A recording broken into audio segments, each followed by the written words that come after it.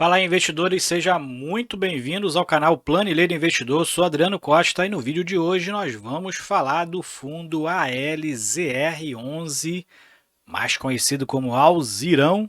É o Alianza Trust Renda Imobiliária, fundo de investimento imobiliário, tá? A gente vai falar sobre o relatório gerencial de maio de 2022. Então fique ligado conosco, tá? Tem informações importantes aqui do Alzirão. Tá? E se você gosta desse tipo de vídeo, né, fundo de investimento imobiliário, fiagros, principalmente, a gente acompanha aqui mais de 150 fundos e fiagros aqui no canal, tá bom? E se você gosta, então se inscreva no canal, compartilhe com outras pessoas esse conteúdo também. E esse relatório vai estar na descrição do vídeo, tá? Para você baixar, fazer uma leitura mais detalhada e se inscreva lá no nosso grupo do Telegram, né? O link está na descrição do vídeo e esse vídeo, inclusive, né? Eu faço o acompanhamento aqui do ALZR11, mas eventualmente que a gente faz a leitura do relatório. Então foi pedido de um amigo aí do canal que colocou nos comentários ou lá também no nosso grupo do Telegram, tá? A gente acompanha o Alzirão, mas a leitura ela é esporádica. Então, se você quer que o Alzirão seja lido todo mês, comente aí, né, para a gente saber se está atendendo às suas necessidades. Então, vamos lá, relatório gerencial de maio de 2022. Vamos ver aqui, né, algumas características do fundo. Para quem não conhece o fundo, né, como a gente fala pouco aqui no canal, mas é um fundo que investe em propriedades via renda de contratos atípicos, tá? Quem conhece aí o GGRC, né, de logística, também tem essa característica de ter contratos somente atípicos, né? E o Alzirão também é dessa forma, tá? Característica somente contratos atípicos em aquisições com essas modalidades aqui, ó, Sale Leaseback e Buy-to-Suit. Então é uma das características das aquisições, né? Uma das formas, por um exemplo, né? Um exemplo muito simples é quando o próprio proprietário do imóvel se desfaz do imóvel e vira locatário. Para que isso que as empresas fazem isso, né? Para poder fazer uma captação de capital de giro, né? Se desfaz do próprio imóvel, fica como locatário e começa a pagar aluguel e aquele recurso entra como capital de giro da empresa. É uma das estratégias que as empresas têm, né? Ticket de negociação ALZR11 já fez 4 emissões de cotas, inclusive está aí consultando em relação à quinta emissão de cotas do fundo. Gestor é a Aliança Gestão de Recursos, administrado pela BTG Pactual, escriturado também por ela. Taxa de gestão 0,70, taxa de administração 0,20, taxa de escrituração 0,05% sobre todos eles sobre o valor de mercado. Tá? Somados aí, dá em torno de 0,95% de taxas anuais. O valor de mercado dele está em 682 milhões, o patrimônio líquido está em 623, né? Então significa que aqui nesse momento o fundo estava com um valor de mercado superior ao patrimônio, o valor patrimonial, né? A quantidade de cotas emitidas quase 6 milhões de cotas, a cota patrimonial 105,29 e atualmente está em torno de R$ 116, né? E tem mais de 100 mil cotistas na sua base. Então, fundo aí com mais de 100 mil cotistas. Se você é um deles, se inscreva e deixe o seu like. Comente aí no vídeo, né? Que de repente a gente pode todos os meses fazer aqui, se for pedido de vocês, fazer aqui todo mês a leitura religiosamente do Alzirão. Comentários aqui da gestão, né? Então ele fala aqui que o fundo até maio, 10 dos 15 imóveis do fundo já tiveram seus lugares reajustados, né? E isso representa 74% da receita imobiliária do fundo. O que falta agora é a Balduco, a BRF, que são 2 imóveis, a Coca-Cola Fenza e a IPG, que vai ser reajustada aí pelo segundo semestre, tá? Próximo pagamento do fundo, ele fala aqui, né? Anunciou, normalmente tem aí a database, né? Muito ali pelo meio do mês, em torno ali do 12º, 13º dia útil, né? Então ele anunciou e o pagamento aconteceu, né, no dia 24 de junho, foi de 78 centavos por cota e a database foi no dia 17, né? Então, em torno ali do 12º dia útil, né? Então, ele encerrou o saldo de caixa aí com 52 milhões em caixa, em torno de 8,4% do patrimônio, né? E também considerando o caixa do Alianza Digital Rialt, é o fundo de investimento imobiliário que é aglutinado ao ALZR11, né? O fundo então realizou também um ajuste contábil nos seus CRIs, né? nos seus saldos devedores, e esse ajuste foi na ordem de 2,9%, mas não tem efeito de caixa, né? Só um ajuste contábil.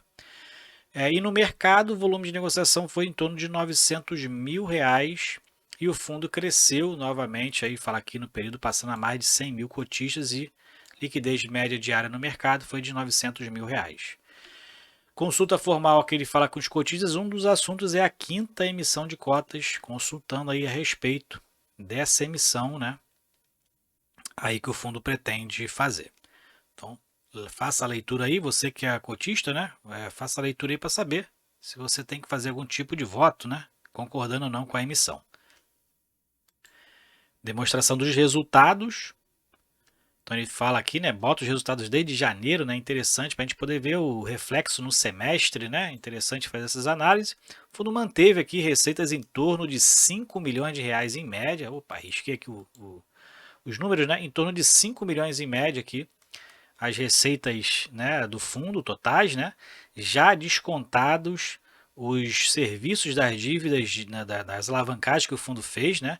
Então essas despesas aqui com juros são os juros dos CRIs que o fundo tem na carteira, né, que tem ali uma carência com relação ao principal, mas o serviço da dívida ele é pago mensalmente, né? Então tem aqui em torno de R$800 mil de juros desses CRIs, e teve uma receita financeira aqui líquida de IR, que possivelmente possa ser fundo de investimento imobiliário, né, aí na carteira, e foi de torno de R$270 mil no mês de maio, e o resultado de caixa em maio foi de 4,4 milhões, o fundo distribuiu 74 centavos, né, menor do que os 3 meses anteriores, e o resultado, na verdade o resultado distribuído, né, foi de 78 centavos por cota, mantendo aqui uma certa linearidade, né, repetiu de abril, 78 centavos por cota, então utilizou alguma parte aí dos resultados não distribuídos, mas o fundo não teve, possivelmente não vai ter surpresa no mês de junho, né?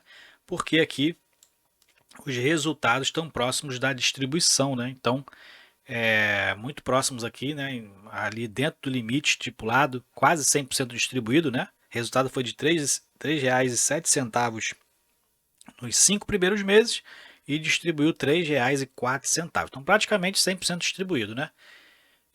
Não vai ter surpresas, caso não tenha aqui uma receita excepcional, não vai ter surpresas em junho no anúncio de proventos. Distribuição de rendimentos. Então, aqui ele faz até um comparativo, né, em relação às aquisições que ele fez, né? Isso demonstra boas alavancagens, né, utilizando recursos de terceiros para oferir receitas, né, sem precisar fazer emissões. Então a gente vê aqui, né, a aquisição do Coca-Cola FEMSA fez com que o fundo crescesse a receita aqui para o patamar de 75 centavos por cota em média, né? Então foi uma bela aquisição que o fundo fez da Coca-Cola FEMSA, gerando bons resultados para o fundo, né? E foi dentro do escopo da 4ª emissão de cotas também, né? Também contribuiu então para essa aquisição. Ele fala aqui das obrigações futuras. O fundo tem obrigações parcelas a pagar da Decathlon, né? Para o próximo aí já em 2022, final de 2022, em torno de R$10 milhões, e a última vai ser lá em 23, que é em torno de R$24 milhões a parcela de 2023, né? Então a próxima agora é R$10 milhões, lá no final de 2023 mais R$24 milhões, né? Então o fundo tem essa dívida com imóvel da Decathlon. E os CRIs que ele tem na carteira da DASA, da Clariante, da Coca-Cola FEMSA, que a gente comentou agora, que foi uma bela alavancagem, né? O fundo vem pagando, né, a questão dos serviços da dívida, mas o fluxo de amortização dos CRIs nos próximos 3 anos estão aqui descritos, né? 2022, 0. 2023, 16 milhões. 2024, 22 milhões. E isso aqui é o cronograma de amortização, e o serviço da dívida segue aí sendo pago mês a mês, como a gente vê lá no resultado, como a gente viu, né, no resultado lá em cima do fundo das despesas financeiras com obrigações de aquisições, né? Aqui alguns números, né? Então a gente vê aqui que a Clariante, né, tem a maior participação em relação aos aluguéis do fundo, né? Então, Clariante, que representa risquei aqui de novo, né? Representa a maior receita aí para o fundo, né? Uma participação bem relevante, quase 1/4 da receita vem da Clariante. O fundo está 100% ocupado e com 100% com contratos atípicos, tá? Característica, então, como a gente viu a política lá em cima. Aluguéis por imóveis na Grande São Paulo são 77%, né, dos aluguéis vindo da Grande São Paulo, do estado 9%, o restante do estado, né, e do Rio de Janeiro, que tem, por exemplo, o imóvel da Globo lá na Lagoa, né, 14%. Lajes corporativas representa maior ali, 55%, né, galpões logísticos e industriais 19%, e o restante aqui com parcelas menores. E os aluguéis por setores, especialidades químicas, que é a Clariante provavelmente, né, 22%, alimentos e bebidas 19%. Que provavelmente é a Balduco, né? Balduco não, tem mais do que a Balduco, né? Tem outras aí também, Coca-Cola, por exemplo, né? Bebidas. Tem outras aí também que inclui esse segmento de alimentos e bebidas. E aqui o aluguel por faturamento anual dos locatários. Então são grandes empresas que o fundo tem dentro do seu portfólio, né?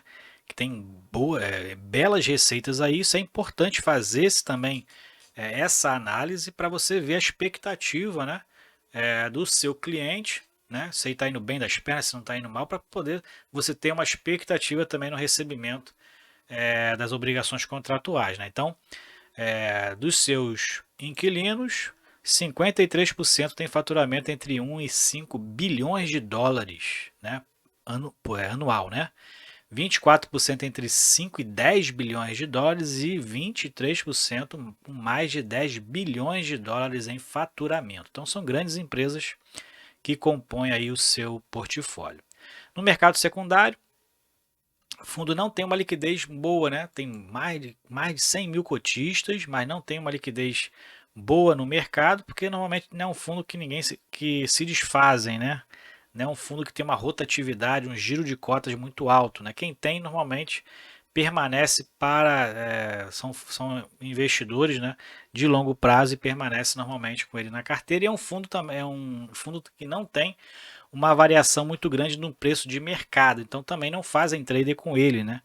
Ele não tem uma variação ali, a não ser que seja realmente algo muito grave que aconteça no mercado. O fundo dá uma caída, mas ele é tipo um HGLG da vida aí que não é difícil variar o preço no mercado, né? Então também é uma boa característica do fundo para quem quer investir para o longo prazo. Então, como a gente falou lá em cima, ele já passou os 100 mil cotistas agora esse mês, né? Passou aqui são os gráficos da liquidez média diária dentro aqui a partir de determinadas emissões, né? Então ele deu uma melhorada aqui entre 2019 e 2020, né? Entre a segunda e terceira emissão, mas aqui nesse período realmente a liquidez no mercado deu uma reduzida, né? E aqui são o portfólio do fundo, né? São os imóveis do fundo, então você pode baixar o relatório. Todos os contratos são atípicos, né? As locações, tipo de contrato de locação são atípicos, então todos vão ter essas características aqui elencadas, mas você pode ver o endereço comercial, né? Se você clicar aqui, você vê a característica também do fundo, né? Da imagem, né? Onde ele está localizado, algumas características extras, né? Tem um link aqui dentro das imagens, então é muito legal isso aqui, você pode baixar e fazer então essa leitura mais detalhada do portfólio do Alzirão ALZR11, tá bom? Então é isso aí, relatório gerencial de maio do ALZR11, né? Eu acho, como eu já falei aqui, eu acho um bom imóvel, um bom fundo, né? Não tenho na carteira, tá? Mas é um fundo para longo prazo, pretendo ter aí nos próximos anos esse fundo, né? Eu acho um fundo muito interessante, tem imóveis de qualidade, né? Tem uma característica interessante também que dá proteção financeira ao cotista, né? Que são os contratos atípicos, né? A característica negativa é que os imóveis, por ter essa tipicidade, os imóveis normalmente são monousuários, né? Mas dá essa proteção para o cotistas e tem uma diversificação muito boa em imóveis, né? Porque não adianta você ter contratos atípicos protegendo financeiramente, mas se amanhã, se você tem 1, 2 ou 3 imóveis apenas, se um sai, uma hora a conta vai chegar e o fundo vai sofrer, né? Porque essa característica dos imóveis adaptados ao usuário tem uma certa dificuldade de você, uma certa maturação para você realocar um inquilino no imóvel, né? Então tem que ter toda uma característica ali específica de um inquilino e readaptar o imóvel para recepcionar um possível inquilino. Então tem essas características que você tem que observar, tem que fazer aqui a leitura detalhada, né? Para ver as características de cada imóvel, tá bom? Então é isso. Se você gostou do vídeo, deixe o seu like, se inscreva no canal, compartilhe com outras pessoas, né? E também se inscreva lá no nosso grupo do Telegram e veja também a nossa área de membros aí para ver os benefícios que a gente oferece aí, tá? E ajudar a gente bastante aqui no canal. Fique com Deus, até o próximo vídeo. Tchau, tchau.